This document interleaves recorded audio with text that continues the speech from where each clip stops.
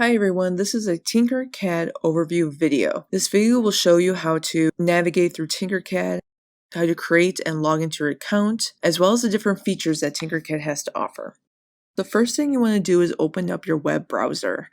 I'm using Google Chrome, but you are welcome to use any web browser that is comfortable to you.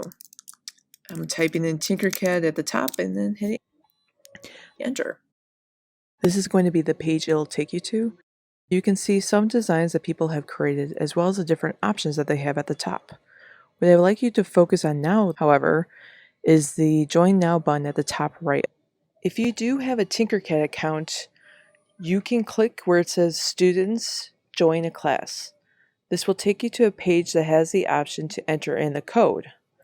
The code will be given to you after you register through the library for the TinkerCAD Challenge. Joining the TinkerCAD Challenge class for the library is going to be helpful for me and to you so that I can know if you need help on your challenges or if you're ready for your challenges month print. Please join the library class, and once again, if you need a code, let me know after you register. Well, let's say that everyone's new here. We're going to create a personal account. So how will you create your account? Well, I'm going to sign up with email, but if you have a Gmail account or an Apple, there's different options here. You can do that too, but I'm going to sign up with email. So it does take you to a page where it asks you where your country or region is, as well as your birthday.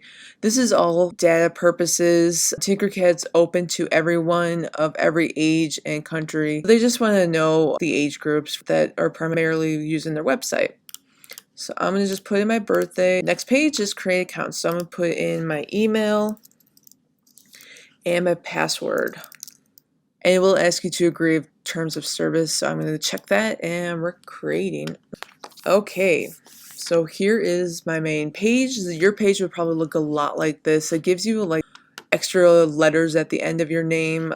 If you want to change your name, you can up here in the account settings. This is the account settings.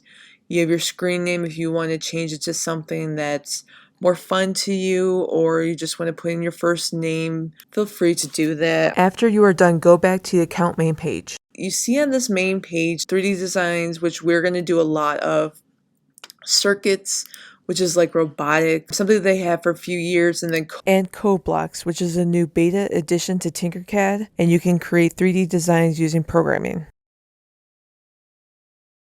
Say you've registered and you're ready to join, you have the option join here as well as here, and then you will put in that code. If you have not received a code yet, be sure to email me at ssliwa@newlinkslibrary.org. You should be getting one.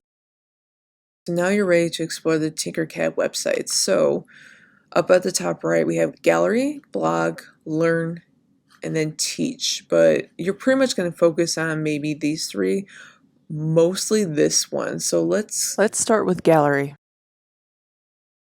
Gallery is pretty neat. You can see some of the creations of what other TinkerCAD makers have done. You can also choose to tinker with them to see how they were created.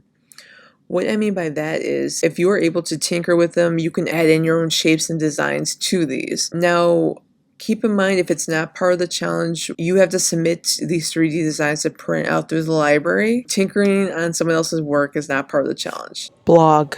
So blog will actually take you to a new tab, as you see, where you can read about different TinkerCAD stories and events. There's some contest challenges. You can see some of the interesting things that other people have used TinkerCAD for or done maybe in a school setting. And then some other helpful hints that you can work and use from. Learn. This would be the first place I would check out after getting registered. This is a very resourceful section where you can follow step-by-step instructions to learn how to use TinkerCAD to its full potential. So here you can see starters. Starters is very helpful. This I would definitely start with, as the namesake goes to. So you can see place it, view it, move it, rotate it, size it up. So it gives you easy step-by-step how to do each of these things in TinkerCAD and helps you work in a 3D space. Lessons. So say that you are done with all the starters, maybe you're even done with the challenge and you just want to learn how to make neat things in TinkerCAD. There are some lessons on here too. I encourage you to try out if you want to make these for yourself. And then projects. These are longer projects that a lot of them have some shapes on there, but you're welcome to try these out. For example, assemble a hamburger will already have the 3D shapes on the plane. You just have to assemble it. Most of the TinkerCAD challenge will be working in a 3D space, but you are welcome to check out the other features TinkerCAD has to offer. If you're interested in building or adding electronics and small motor objects to your designs, check out circuits. Code blocks allows you to build in the 3D space with the added elements of coding. It's simple as dragging and dropping different splices of code into the work plane. You could try that for your challenges. Now, if you feel a little comfortable, you go to up at the top right, hit New, and you are ready to start tinkering. Here's the design menu. Check out all the shapes that TinkerCAD has. There's the alphabet, for example, as well as many other shapes that you can build with and learn about. Do not forget to stop by the Learn section to follow the starters. This will give you a good foundation to help you figure out TinkerCAD and how to work in a 3D space. That's all for this video. I can't wait to see what challenges you tackle and print out some amazing 3D designs. Keep a lookout for new challenges monthly.